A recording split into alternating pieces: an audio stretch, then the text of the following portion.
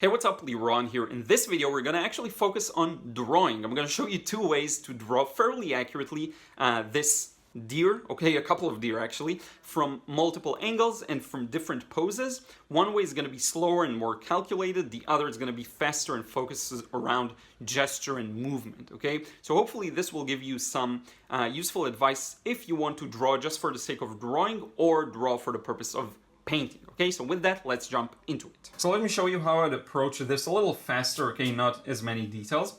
So what I'm gonna do is look for motion, gesture, okay, where's the movement? So I actually have this nice rounded movement. You see I got this entire thing in one go, and then the neck extends like that. And notice it has a very interesting curve to it. The neck itself, which is really nice, okay? I'm actually gonna get rid of this leg because, I don't know, this one's gonna replace it. And you see now, once you get the gesture right, you can actually get a lot of the details in real fast. Notice the leg here. It's just a curved line that goes back like that. Kind of reminds me of a kangaroo in a way. And then this connects to the back. There's the tail here, or whatever that is. And the neck, it goes kind of in an interesting twisting motion, if you really observe it carefully. We get the leg up front, and here we go, like this, and the twisting motion, because it rotates, it turns towards us, okay, the viewer. And then we have the face, so the face is kind of this shape, that has the ears here. And this is basically it, and notice how much faster I could go just by focusing on the larger movements, okay? It takes time to learn how to recognize gestures. It's an actual exercise in and of itself that I recommend you do, gesture drawing. I actually talk about it in my course too. So let me go over these real quick and just make them a little more prominent. We have this line here. And notice how I'm using my elbow and shoulder to get these. I don't put my hand on the paper and go like that, because then you're limited to the length of lines you can do. Go like this with the entire movement of the shoulder, and you can get many more curved lines like that a little easier, okay? So here's the leg, here's the bottom part, here maybe there's a couple of fingers, so to speak, I don't know what you'd call these, toes, whatever, and then the tail kind of tucks or curves around. We've got the front leg, goes like this, like that. Maybe a bit of a curve here. We have the neck, and often you'll find that these quicker gestures end up being even more graceful and accurate than the finished longer paintings, drawings, sorry. So, you know, just something to have in mind, and you do get a lot of experience from doing these faster studies, focusing on motion and gesture. So it's just something worth giving a shot. So here we go, here's another one, and we're pretty much done. You know, did I get the curves perfectly perfect? Not necessarily. Does this maybe go a little higher and has more, you know, volume to the body? Perhaps, but the overall movement is there, the feeling is there. That's really, I think, the main part here. Let's get two more real quick. I'm gonna use the same thing. So we have one that's facing back away from us, so we'll just get this kind of a thing here, like that. You see I'm focusing on the large shape. This isn't necessarily gesture, it's more of a shape. I let the shape guide me in many instances, but you see how we got this thing here very accurately. And compared to the time we spent, we have another one at the back here that we can also get pretty accurately if we just focus on the movement. You see, this is a quicker way of doing things. And I hope you'll enjoy both the quicker way and the slower, more patient way, you see? As you know, most of my videos are indeed about watercolor, but I do want to start doing more drawing videos, especially as I get new insights in that kind of topic as well. I want to, even if you're not as experienced in drawing, and even if you're struggling, I hope I can provide some tips that will help you get things accurately. The first tip I will give you is to think. Okay, you have to look at what you're drawing and really figure out why it looks the way it does, how it turns around in space. Is it facing towards us? Is it moving towards us? So if you look at, for example, the deer's neck, it goes upwards at a bit of a diagonal to the right. It also moves a bit forward towards us. Okay, these are all things you have to take into consideration when you're drawing it. Now I'm actually going to start with the overall shape of the deer. That's something that very commonly can help you get the overall proportions right. So what I see is the left corner is somewhere around here. And I'm going to take my time with it because really I want to be a little more accurate than usual in this one. So we get this left side, moves diagonally all the way towards the nose, if you will. Okay, somewhere around here. Then it connects to the head itself. And then diagonally it moves to maybe the back of the body and the leg here. Now in the bottom, we're going to revisit this area soon. Now in the bottom, we get a relatively flat area, which is where there's contact with the ground, okay?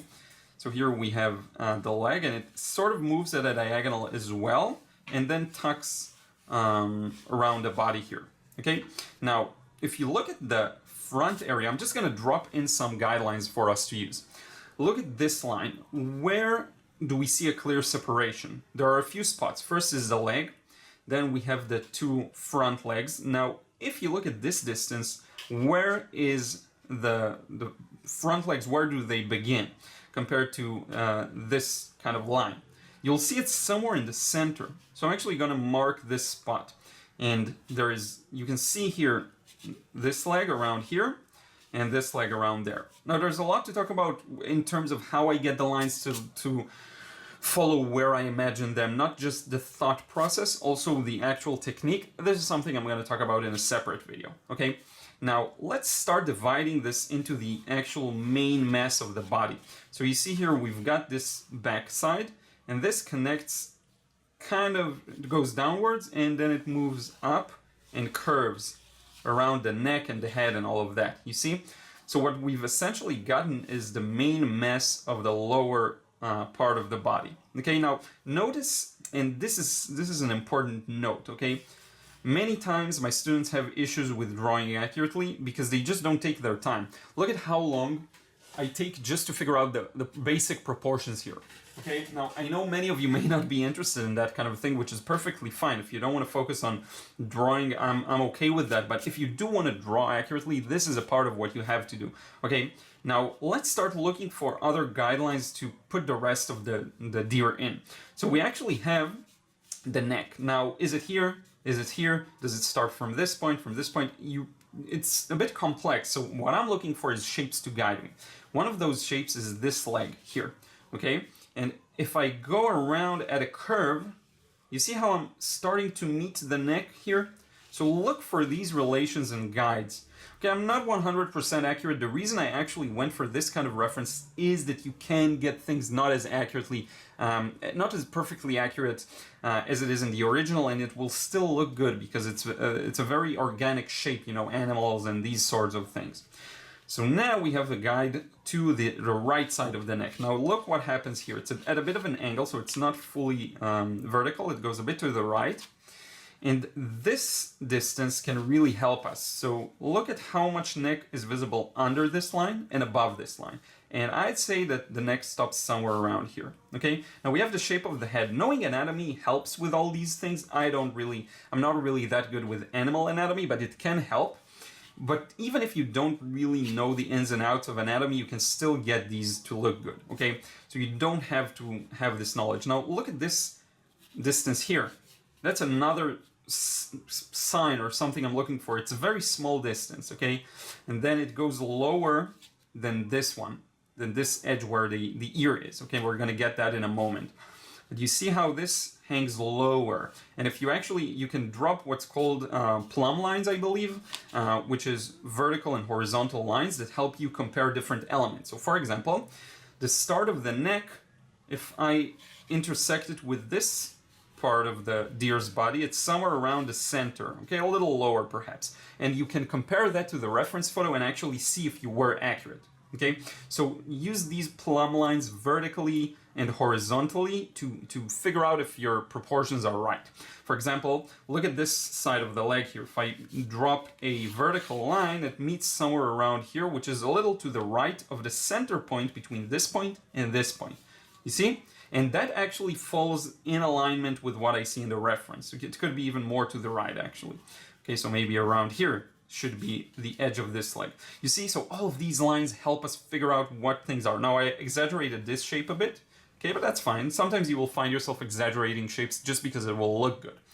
So let's continue here with some more details. You see the bottom of the face. Does it move beyond this edge? No. It goes a little more inside, so make sure not to go over it. Don't go like this, don't go all the way here. See all of these small cues. This actually moves kind of nicely together. If you imagine this line continuing, it will complete the face. Okay, so that's another thing to pay attention to. Then this goes like that. We have this triangular shape here, you see, kind of like that. And then we have the eye socket for the other side. Okay, now we're starting to get into the facial features. That's a little more complex. So let's skip that for now and build the shape of the face. We have this curve. The more you can take your time and actually observe it and what it looks like, the better, okay? You know, many times you see me just go at it and draw them real quick, but that's because I'm really experienced and I don't care being not super duper accurate, okay? So it's a combination of the two. If you do care about being really accurate, or if you're inexperienced, you have to take your time a little more. Okay, I'm going to show you some quick examples later. We're going to do some of these quicker. But for now, I do want you to follow this slower example. And by the way, why don't I demonstrate this on a portrait or something like this on a person? Because it's harder. And I actually don't feel as comfortable doing it while talking. I actually have to focus and work a little slower. Now I erased this line that we had here. This is the bottom of the face. And look where it stops. Somewhere around the center of this cylindrical shape. The neck is essentially a cylindrical shape. See, kind of like this. That moves slightly towards us. So the middle, if you imagine the middle, that's approximately where the jaw kind of stops. Okay, all of these small things you have to pay attention to. Now, let's start building in some, let's think about it. Let's go with the legs here, actually. So look at this curve here. There's a nice curve. If you just follow it, it will help you complete the left side of the leg. You see? Like that. Same goes for the other side. There's this nice little curve, and you want to check yourself and see, are these the same height? Is there a slight difference? The more you can observe it carefully and actually understand what you're drawing, the better. Okay, the better result you will get. Now let's move on to the back part of the body. So we have this, the stomach, and then this kind of a thing. Now out of that, we have this kind of a line that goes around. If you can draw these lines, you want to avoid doing these hair lines where you take a lot of lines to just draw one simple line. If you can get it in one go, it's better. Even if it's not as accurate, sometimes that's a trade-off that's worth doing, okay? I'm going around the leg, around this area, okay? Down here. This moves about, if you look at this entire area here, the edge of the leg meets it somewhere around here. Okay, it's not the middle between these two dots, it's a little to the right. This is actually a useful method to look at the basic relations between different areas. You don't have to be super duper accurate, actually. Now, what I notice is I got the entire structure a little off.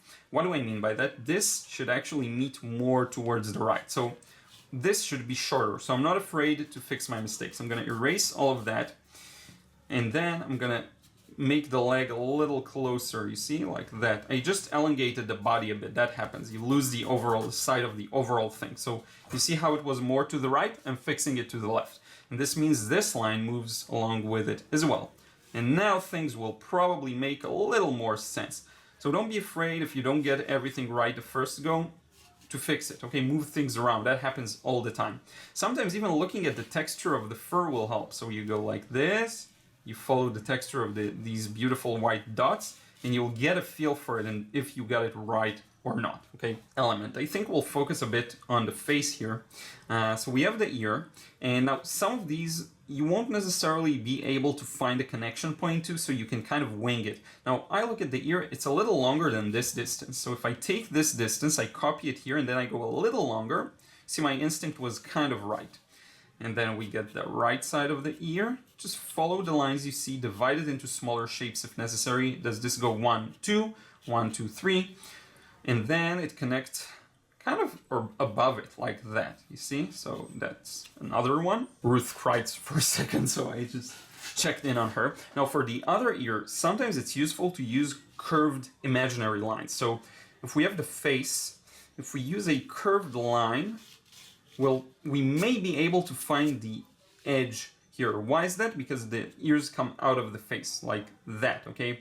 So it's kind of like petals of a flower, really, if you think about it. So we'll have an easier time finding the other side. So maybe like that.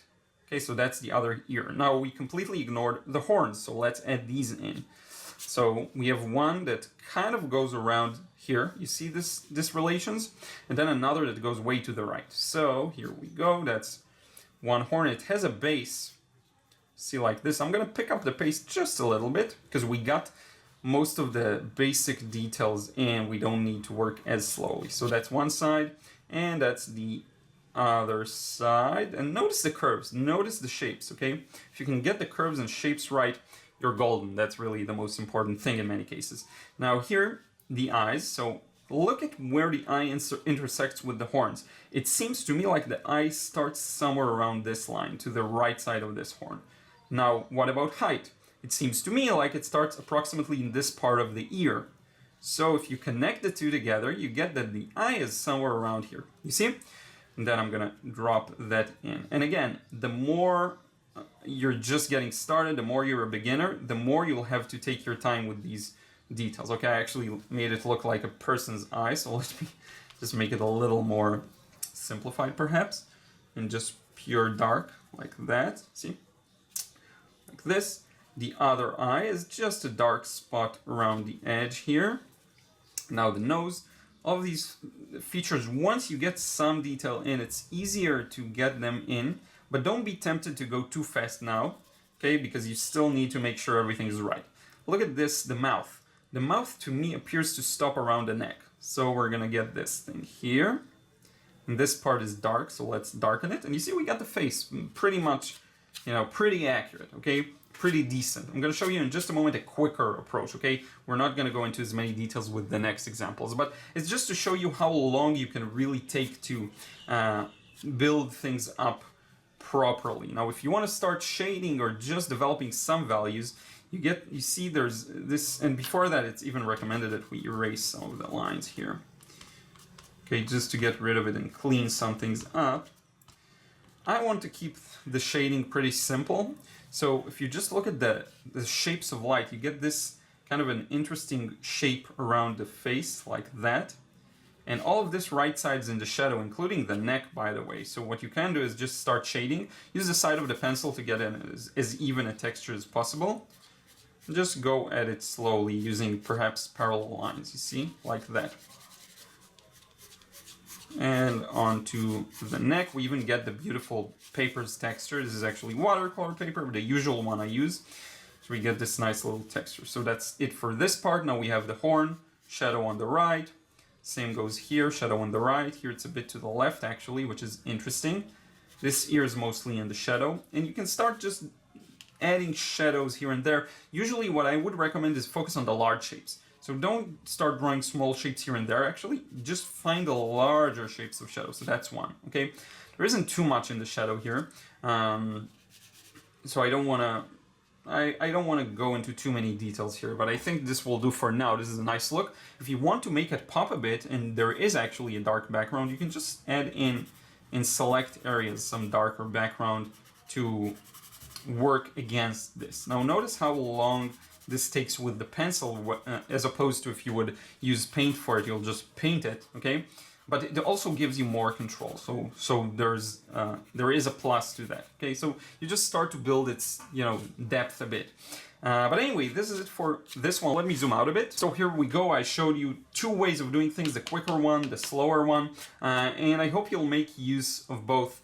It's really, I think, worth working both on these more overall lines, the gesture, the movement, but also to work more on the slower, calculated way of doing things. With that, let's wrap it up face to face. So thank you so much for watching. I hope you enjoyed this one. And once again, there are many ways of doing things. I think the most important one is to find what works for many people and works for you too, okay? So try, the gesture thing is huge. I cannot stress enough, and I talked about it in a recent email I sent. I also talk about it in my Draw Anything course. gestures are really important. If you can focus on the movement, notice how graceful of a result we got by focusing on the essentials and not actually taking our time, but just going really fast, and it's just fun and quick. And you can get a lot of these done really fast and get a lot of experience under your belt. If you enjoyed this video, I would really appreciate it if you drop a like, maybe comment down below, let me know your thoughts, and actually share it with someone you know will find it useful. I really appreciate the support. It helps me reach more people. I hope you're doing well. I hope you're safe. I hope you're healthy. And I will talk to you again in the next vid real soon.